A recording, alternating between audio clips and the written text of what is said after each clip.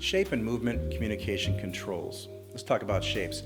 Squares and rectangles, type and photos typically communicate best within square or rectangle formats. Squares are static and rectangles are dramatic. Circles. A circle is an example of a stationary shape, possessing perfect balance and stability, therefore devoid of movement. Circles are geometrically static, but gently suggest eye flow. Curves create complex negative spaces.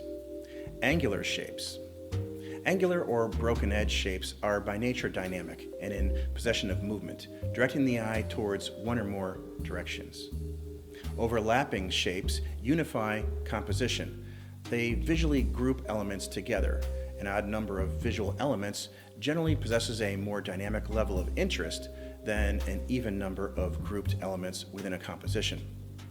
Triangles are essentially arrows whose tips point to a specific direction. Be careful of unwanted tension points that triangles naturally create. Organics create interesting spaces that flow around the shape. Focus on the negative space created by the shape to avoid problem areas. To control these negative and positive shapes, embed the shape into a rectangle.